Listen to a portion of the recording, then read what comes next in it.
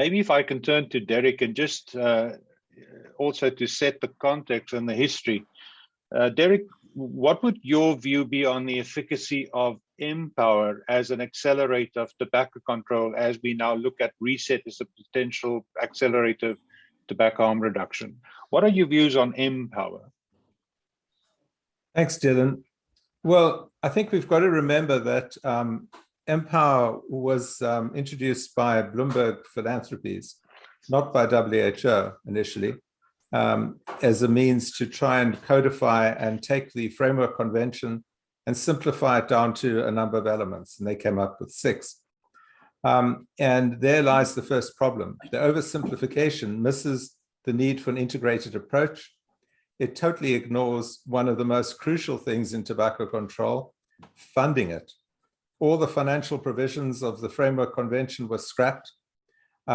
Secondly, it ignores completely the research and development components, which have yet to be activated by WHO. Thirdly, it ignores the success that will come and how it's going to impact on farmers. And finally, and most crucially, the elements that are in are not really able to be evaluated in terms of impact. They list mainly activities. So for example, when you read the reports, you'll talk about how many people are covered by law Y, X, Y, and Z. I have no idea what it means to be covered by a law. The question is it implemented, yes or no? Exactly. And most of the important provisions, particularly 2, taxation and cessation, by their own records, are way below where they should be in the sort of 20% mark by countries. So I would say overall, the crude effort to simplify was not a good idea. Second of all, they haven't put the energy behind ensuring the measures have impact. And for that, they need to think about how you adapt the lofty provisions of words that have been developed in Geneva, ideally for a country with a very sophisticated legal enforcement capacity, and apply that into the complex developing countries of India, Pakistan, Nigeria, Kenya, where the regulatory capacity is much weaker. So I would say that it's not surprising that we still have over 1 billion smokers in the world when you look at the non-specificity and vagueness of MPOWER. Thank you, Derek. Yeah. Yes, please. So let me comment on the reset idea, which I think is a good counterweight to at least start a discussion, and maybe just 4 comments. I do think one needs to think about the issue of disinformation and misinformation as it's mentioned, not as a footnote, but it needs to be an active part of the program. The level of disinformation, and I use the word disinformation as being information deliberately designed to confuse the public and confuse consumers. And we know that when it comes to just one measure, what percentage of people, doctors, and the public believe that nicotine is the primary cause of cancer caused by cigarettes? The figures, as determined by surveys over the last 3-4 years by the Foundation for a Smoke-Free World, have shown a worsening of the percentage of people who believe that nicotine is the primary cause of cancer. Other studies that have come out among doctors in India and doctors in America show that close to 60–70% of doctors believe that nicotine is the primary cause of cancer caused by cigarettes. All of this is profoundly wrong. And I think if reset is going to have impact, you have to reset the basis of knowledge, particularly starting with doctors, dentists, and nurses.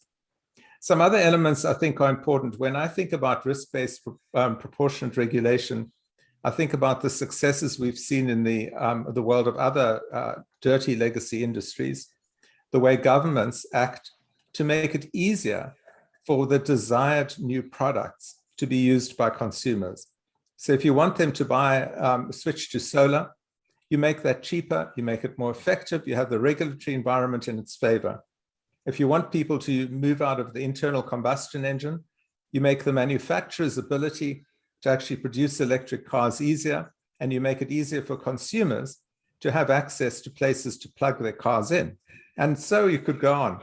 The history of creating a mixture between the regulatory approach and an incentive to industry to move in that direction, and one that the consumer demands, is kind of common.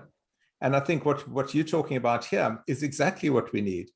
Clearly, there needs to be a good differentiation by many categories between a combustible cigarette and a toxic smokeless cigarette and the reduced risk products, the full range, e-cigarettes, heated tobacco products, snus, and nicotine pouches. And the elements, some of them are under risk proportionate, and I see some are under traceability. Number one is tax and price. Clearly, there has to be a price incentive, or at least a price neutral solution for people to move from a combustible cigarette to these products. And that can be achieved in many ways, by the manufacturer, through the excise tax policy, and so on. Second, there needs to be a communication differential. Clearly, the message of cigarettes kill doesn't apply to an e-cigarette or to snus. In fact, if you're using snus and you're sitting in parts of India with a toxic smokeless product, your life will be saved from oral cancer. Very different messaging is needed. Thirdly, we need to look at flavors. Flavors clearly are used by many smokers as a means of getting out of their combustible tobacco cigarette. They want to get away from the tobacco flavor, and they're looking as adults for something different, whether it's menthol or whatever it is. The differentiation on the basis of flavors is therefore also a crucial element. And the last one I'd say, which hopefully will not be happening too soon, but eventually we'll get there, is going to be differentiation in terms of the level of nicotine. And while the long-term discourse on lowering nicotine in combustible cigarettes is just warming up, that cannot happen unless there are levels of nicotine to allow the current smoker to move on to a nicotine level that would be suitable for them, that is no longer toxic.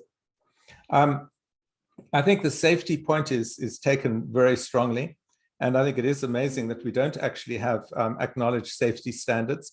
I think if this effort is able to galvanize the major regulatory bodies to define these, I think the countries that are looking at how you regulate and are starting to, all the way from China to the US, to the UK, to New Zealand, to Guatemala, I think you'd be doing them a great service. And I think hopefully in time, WHO would also weigh in.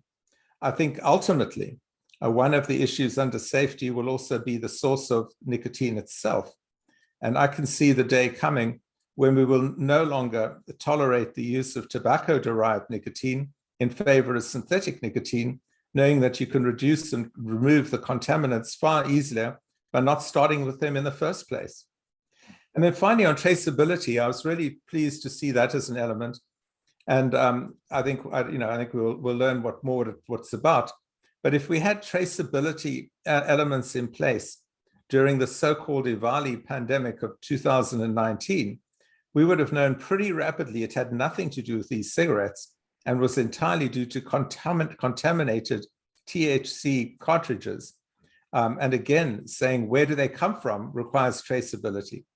So I think this is a very good discussion area, not just for discussion, but I think it provides a tool to talk to regulators and to inform the public about, so that they can see this truly could help them address how they actually get out of smoking.